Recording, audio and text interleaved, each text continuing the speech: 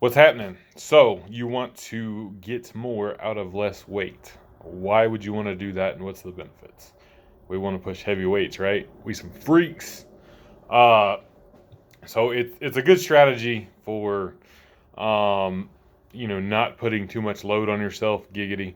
But allowing for better recovery, um, easier on the joints, things of that nature. So, and you can really take it both ways, which is the great thing about it. If you are more of a, I heard this term from basement bodybuilding, hypertrophy enthusiast.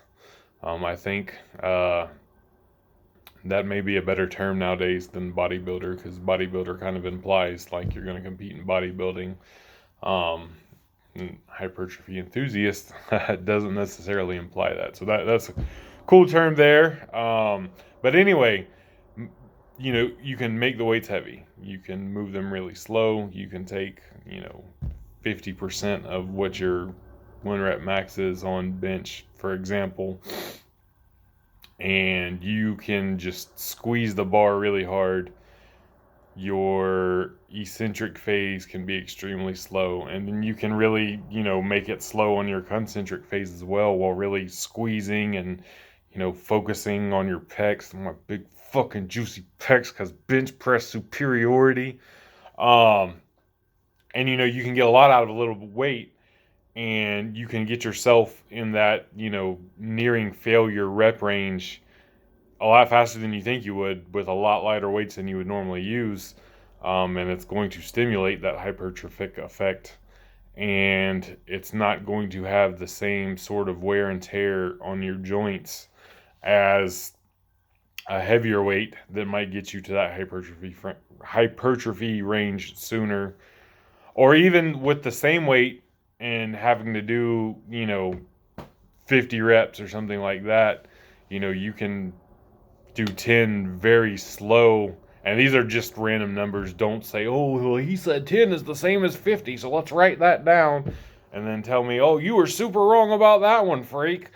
Um, the point is, you can use a lot less reps and a lot less weight and get a similar uh, stimulation of the muscles, while being able to recover better and being easier on your joints. Now, for the more strength-minded lifter, this is my wheelhouse now. Uh, you want to move that weight faster. You don't want to move it slower. You want to move it faster. So again, take something like 50%, 60%, somewhere in there. If you were to go do a set of 10 with that, and you just kind of ho hum it, just pump out 10 reps, like they're warm ups, and you're not paying attention to it at all. That's one thing, and it's easy to fall into that sort of trap, if you will. But you take that same 50 to 60%, and you just absolutely put everything into it. Let's say it's a squat this time. You pump out a set of 10 squats, whatever it is, what it is. But instead of it, doing that style and, half-assing it, for lack of a better term, you focus every one of those 10 squats as a single within that set. And you absolutely, short of jumping, you still want to be in control, but you want to make that bar, go through the fucking ceiling on the concentric part. Those same 10 reps, you're going to be gassed. You might even be halfway through. You might start sucking wind, because you're actually putting as much force as you possibly can in that. Now, I'm not, again, I just throw out 50, 60%. You can do this with 70, 80%. You should be doing it with 70, 80%. And just putting all of your forces into that bar. And you're going to notice similar strength and neurological gains. Nothing is going to replace actually having the heavy weight on you. You will have to transition and kind of acclimate to that somewhat to get the most out of it.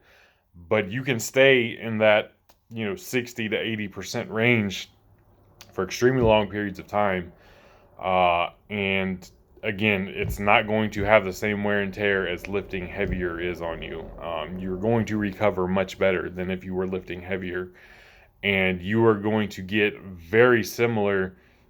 Some people report better adaptations from it. Again, just when you go to the heavy weights, you may be strong enough after, doing 2 to 3 months of this style of training to hit a new 1 rep max, and even beyond. But you're going to have to develop that skill a little bit, more than likely, depending upon how far along you are in your lifting journey. But it's fantastic. And again, this is both sides of the coin. Bodybuilding, powerlifting. I think it's great that, either or, what your goals may be. If your goals are somewhere in between, you can take a lot of this together. I've even been doing, slow eccentrics in my recent training. So you don't always have to have like a supreme amount of weight on the bar. And, there's different ways, depending upon what your goals are, on getting a lot out of a little.